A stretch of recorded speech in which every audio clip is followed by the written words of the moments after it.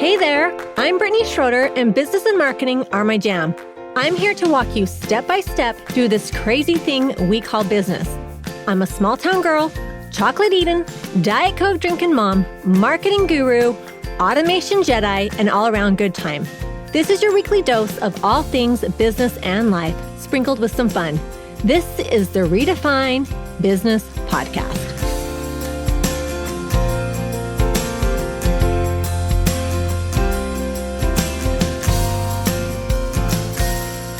Welcome to another episode of Redefine Business Podcast. I am so excited to have this guest on. I was on her podcast recently and I said, you have to come on mine. So welcome, Danielle Wiebe, founder of Business Babe Collective. Welcome, girl. Thank you so much. I'm so excited to be here. Thanks for having me. Yes, we just did a collab kind of together, an online summit. I was a part of Danielle's online summit. And so it was awesome, great turnout. And so when she jumped on the call this morning, I said, oh, let's debrief. Let's talk about this online summit. But before we get into that, Danielle, tell us a little bit about you and your story and where you got to be where you are now. Yeah. Oh my goodness. The question of the hour. Let's see. So when I started in entrepreneurship, it was when I had I was still in university when I started my very first business. And I actually didn't preface this when I was chatting with you, but I actually started in doing social media management and website design. I had a business partner. That was my first experience, my first taste of entrepreneurship. And I remember thinking like, wow, this is so cool that I get to set my own hours. I get to work with clients that I want to. And I was like, okay, how can I make sure that I'm always in this position? And so I knew that wasn't necessarily something that I was going to do forever, but it gave me like a taste of it. And so that was great because during university, I could be flexible. And then my first, real experience was in wedding planning. And I did that with my sister for several years. And then I actually partnered with my mom because she was an entrepreneur as well. So come from a family of entrepreneurs, and we did high-end sales for electronics. So that was such a wild experience as well. And then, so in this time when I was doing all these kind of entrepreneurial things, I felt like there wasn't in my personal city. I live in Vancouver, Canada. And I didn't feel like there was a community that was the community that I would want to be a part of. So I would go to these networking events. They felt very corporate. They felt very kind of like awkward and sort of like everyone was just like shoving business cards in each other's faces. And I didn't really love the feel of it. And so I was like, man, I think there's a market for hosting events for other entrepreneurs like myself who want to connect and want to meet other people. And of course, you want to grow your business, you want to connect and collaborate and all of those things, but I want to make it fun. Like I want to have like a photo booth and speakers, and I want to have like fun food and wine and just have it be like a big party basically. And so I started hosting these little pop-up events, started very small. My first event ever, I think we had like 10 people there. And honestly, this was not even in the back of my mind. Did I think this would ever be a business? I was like, let's just do this for fun, see how it goes. And I had been networking for a long time. So I had some people, just because I had met them, I'm like, hey, come to my event basically. And I charged like $10 to like almost cover the cost of the event. And so that's how it started. And then it kind of snowballed from there. So I would host this event, and then the next one, people would bring their friends. And then after that, they'd be like, well, when's your next one? I'm like, I don't know. I guess we'll do one next month. So it just sort of snowballed into this hosting monthly networking events. And so that then sort of transitioned into people from other cities would look at what we were doing and say, oh my goodness, I want something like that in my city. So we ended up actually over the next 5 years launching in 5 different cities across North America. And then 2020 happened. So we had to totally pivot. So we pivoted everything online. So we started hosting virtual events and online events. And so that's where we started to grow our online community. I launched my podcast. And now that we can do in-person events again, we're kind of merging the two together. So we're able to do our in-person events, we're doing our virtual events. And then we also have online programs and mastermind as well. So yeah, I love that. Sometimes, you have to be able to pivot. Well, and I was kind of talking to you before we hit record, and I was saying, I started in photography. We kind of started in a similar industry. Yeah.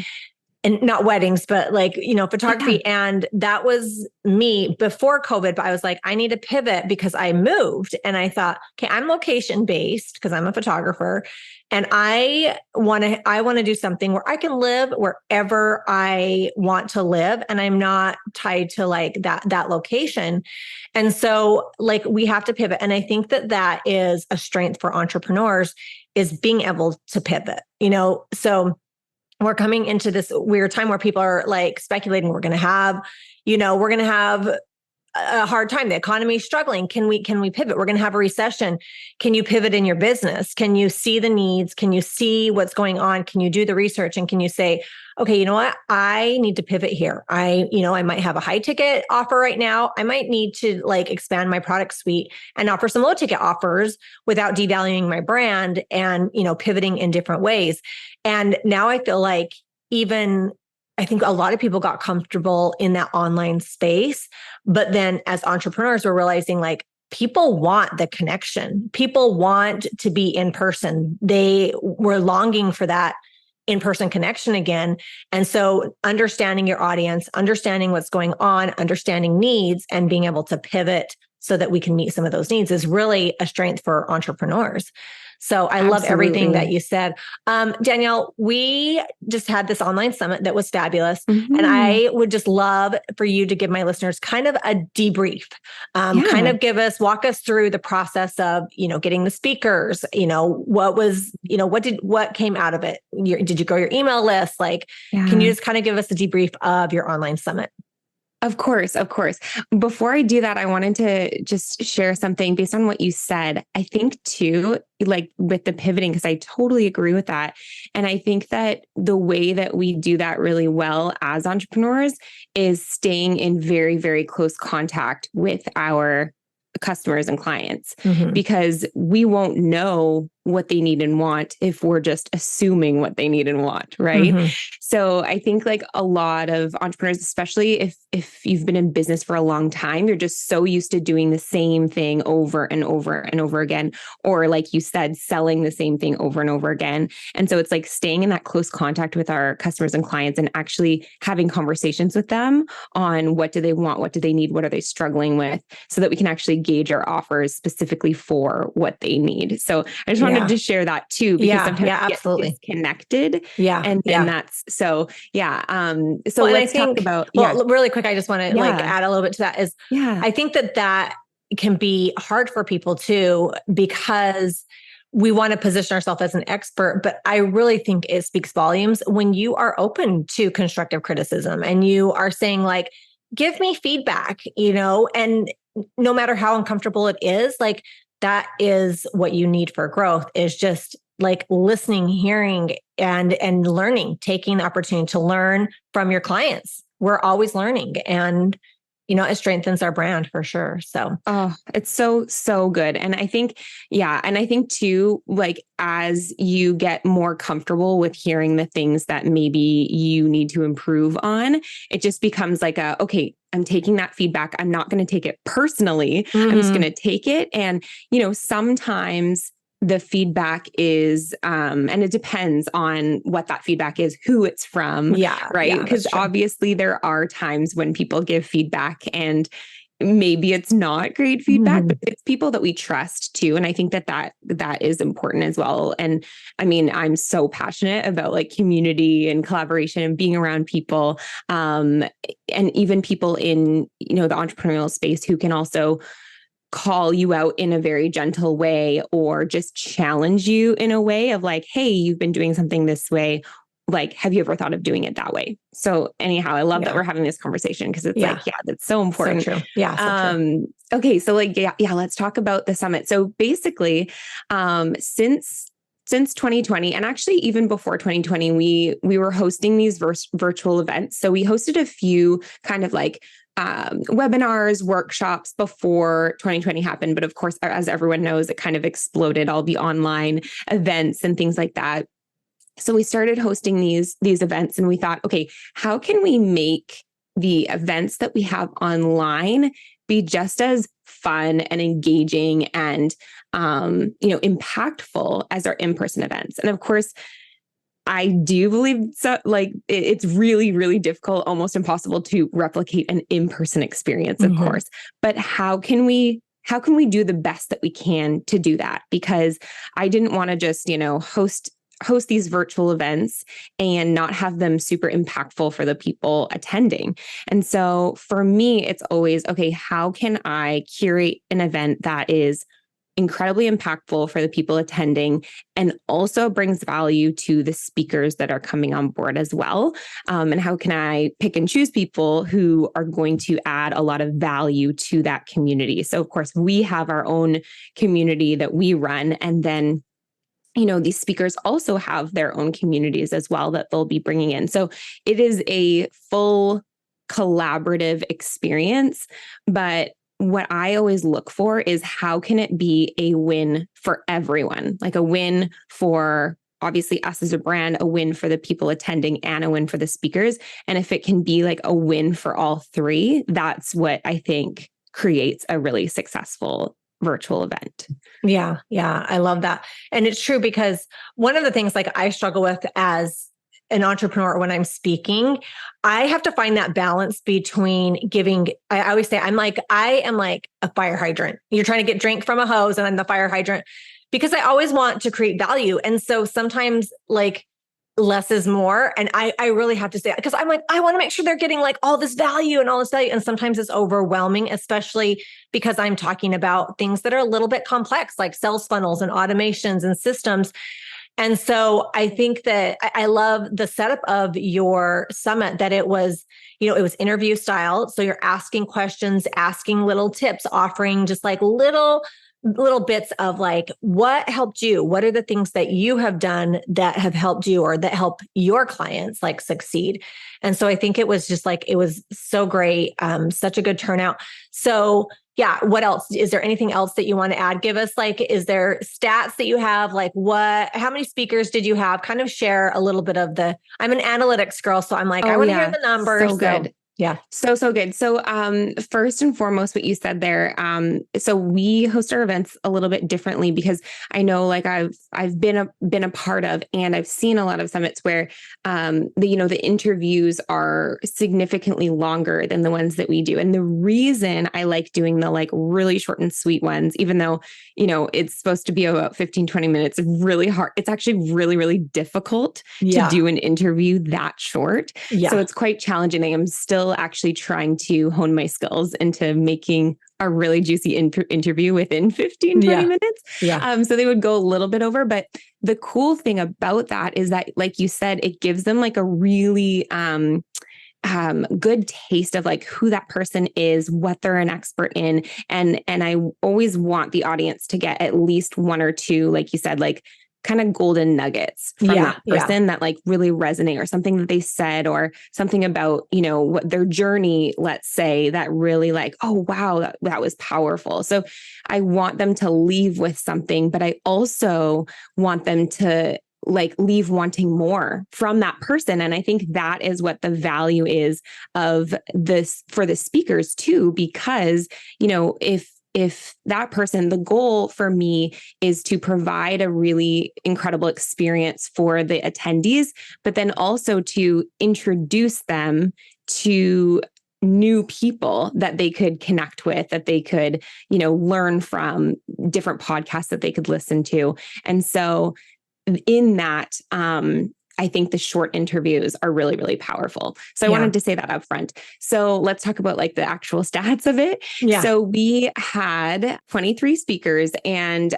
all together, everyone was promoting it. So like I said, it was a collaborative experience with all the different speakers. And so we actually ended up having 2,000 people sign up for the challenge, which is really great, especially. And this is the thing that I was interested about, because when I did the challenge in January is a very interesting month because everyone's like, signing up for things. They're very like gung-ho. wanting information. They're wanting inspiration. They're like ready to go. They've got their goals, all of those things. And so I was like, I wonder how a challenge is going to run in the summer. Mm-hmm. And what I found, this is just kind of interesting for anyone who, nerds out maybe on stuff like this, is what I found was that I think the reason we had such a great sign up rate was because we didn't have a ton of competition as far as like other people hosting events. Does that make sense? Yeah. So yeah. Even though there might have not been as much interest in maybe signing up, it was that, oh, well, hey, I don't have anything else to do this week, or I don't have anything else that's running this week. So I'm going to sign up. And for speakers as well, because maybe speakers didn't have launches going on at the same time, that sort of thing. I always say it's tricky with summer because, I mean, even with me, it's like we're outside. It's harder in the summer. But I mean, I guess that the pro of that is, there's not a lot of competition. So, I mean, I guess there's pros and cons. It can be tricky. The timing is tricky, but it's true that like, sometimes it's saturated. Everybody's doing it in September, in January. You know what I mean? So exactly. So I think I caught people at a good time, especially the speakers, to be able to be a part of it. And the other thing that was really cool was that we had a live component of the challenge and we had a pre-recorded component of the challenge. So we actually had some speakers that were in Australia or different time zones, or actually that were not able to join the live challenge during that week. And so we actually did, I believe it was 4 interviews that were pre-recorded. And so we had every single morning, we had those live sessions. And then we also had pre-recorded sessions that we would send out to the email list as well for them to listen to. And that was like a limited time when those were available as well. So it was all available within those 5 days. And then we did have an option for people to upgrade to VIP. And how we did it to also bring value to our speakers was that we had a affiliate opportunity. So if anyone had signed up from their link, they would get a 50% commission. We also partnered with an amazing charity that I'm passionate about, Ally Global Foundation, which supports survivors of human trafficking. So overall, it was just a really cool experience, and also just a great way to build community. And I mean, that's what I live for and do my business. So I just loved it. And I think the biggest thing for me, obviously there was so many benefits as far as like building our email list, building our community, but I love building relationships with the speakers. I love to do that as well because I see the potential of so many different collaborations and partnerships and referrals with that too. So it's really thinking about if you're thinking of doing something similar, it's like figure out what is the purpose of why you're doing it. Obviously, the main purpose should be to add value, of course, but what are kind of the other things that you'll gain from that experience? Not just building your email list or not just monetizing the event itself, but are you going to be able to connect with people that maybe otherwise you wouldn't have been able to connect with because you're bringing them around a event and a cause that they are also really passionate about? So the other thing that I'll say too is theming your event and having a really clear theme of what are you talking about during that time that you're hosting the challenge. So ours was passion to profit.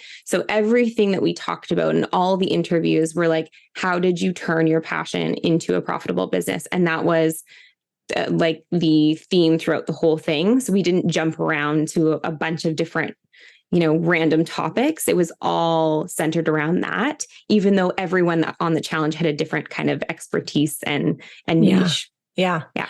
And I love, like the collaborative thing. Sometimes I think about it. That's something that is definitely something that I teach in my coaching. Like collaborating is like so important. But I kind of was thinking about it, and sometimes it's something that comes like naturally or innately, or we know that it benefits our businesses, right? Mm-hmm. And, and maybe it's just the way my brain works, but I got the list of speakers and I'm like, oh, I'm going to reach out to some of these. And I had some I'd already had in my podcast, and others were like new. But I love that you said that, because I took the initiative and I was just like, oh, there's some like great speakers. I'm going to collab with some of these. And so, but I think it's whether it is innate, whether it is your personality, like look at your colleagues around you, look at people who have the same ideal audience, but you're not in competition, and find ways to work together. It's a great way to like build your business, build your credibility, refer people back and forth. So I think it's just like a really great tool that I think that we don't talk about enough on the power of it, the power of collaborating with others. One of my favorite quotes is like, a rising tide lifts all ships, and so if we can help each other and go into the collaborative like opportunity with a mindset of how can I help you? Not necessarily how can you help me, but how can I help you? Then I've seen the benefits of that, in my business with my clients. It really is such a powerful tool as an entrepreneur. Yeah, absolutely. And I think it really does require an abundance mindset of, I know that there's enough business for all of us. And so, connecting and collaborating with people and not worrying that, those people are going to, steal your clients or whatever. I think we talked about this on my podcast when you were on my podcast on how you had like a photography magazine. And I was asking you about that, right? Like that collaborative mindset. And I think that's so powerful because like you said, a rising tide lifts all ships, and, the right people are going to be attracted to whoever they're attracted to support them, whether it be in their business or whatever your niche is, right? As a photographer, as a wedding planner, or even if you have a product-based business, people are going to make a purchasing decision or make a buying decision based on what they need. And like, I just think we all just need to have this mindset of I'm going to have the right people come to me if I just have this open, mindset, and also just supporting other people. Yeah. And like you said, how can I help someone else? Yeah. And really thinking of it from like a selfless place, because it'll always come back to you. Oh, always. And I think referrals are so incredibly powerful. So if you are known in your industry as a very open person, as a very inclusive person, that you want to support others, that you're a champion of other entrepreneurs, like that really does come back around. Yeah. And if you're known for the opposite of, this person is very competitive in nature, that also, will get around too. So I think just really making sure that you have a positive and an abundant mindset in entrepreneurship. And I think it takes time to cultivate too. Because, if you're in a stage in your business where you are kind of in that survival mode, where you feel like that scarcity is setting in of I need every client I can get to really survive, it's tough. And I understand that. Like, of course, I've been there too, been in the beginning stages where it feels that way. Yeah. But I want to encourage everyone, like as much as you can, just try to practice that abundance mentality, because that's really what's going to actually help you to grow as a business owner. So. Oh yeah. And there's a bazillion people in the world who need your services. So exactly. Yeah, I love that. Well, Danielle, tell my listeners how they can find you or get a hold of you or work with you. Yeah, absolutely. So the best way to find me is just on my website, businessbabescollective.com. You can find our podcast there. It's Business Babes Collective. If you're interested in more collaboration tips and strategies and things like that, we actually have free resources. So if you go to businessbabescollective.com/resources, there's actually a template you can download there, and it goes over like how to pitch and find your next collaboration. So you can get that for free. And then you can find me on Instagram. My personal account is Danny Living Life, and I share all things business, motherhood, all that. She's a fun follow. there. She is a super fun follow. So yeah, give her a follow. Awesome. And we'll put all those links in the show notes. Okay, Danny. Now the question that I ask all my listeners, not all my listeners, all my guests for my listeners is first, let's go with what is a pet peeve? Oh, pet peeve. Okay. The first thing that came to mind is when people are crossing the street and they're just walking very slowly, and it's not a crosswalk. They're just walking as slowly as they possibly can in the middle of traffic. And just minding their own business, like nothing in the world matters. Yes. Okay. Like, I feel you on that. You're gonna die. So anyways, that's my pet peeve. Yes. Okay. Simple pleasure. What is a simple pleasure? Simple pleasure. Oh. Okay, this is going to sound so cheesy, but it really is right now. When I wake up in the morning, my daughter just turned 2, and she comes up to me and she says, "Good morning, mommy." And she gives me a big hug and a big kiss. And it's like the best thing in the world right now. I'm like, I need to just like soak in these moments. I love that. Right now, because, she actually didn't used to be cuddly at all. I feel like until she turned 2, and now she's really cuddly, maybe because I have another now. And so she sees me cuddling with him. So it's just, that is the best. Yeah, seriously. I have a 14, almost 15-year-old daughter. So enjoy it while they're little, because it's a roller coaster when they get older. Totally. I'm soaking it in. Yeah. Awesome. Well, thank you so much for coming on the show. As always, it was a pleasure and so much fun. Thank you so much for having me. Let's not stop the party here. Head on over to my Instagram or Facebook group, Redefine Your Business, and let me know your thoughts about today's show. I will see you again, same time, same place, next week.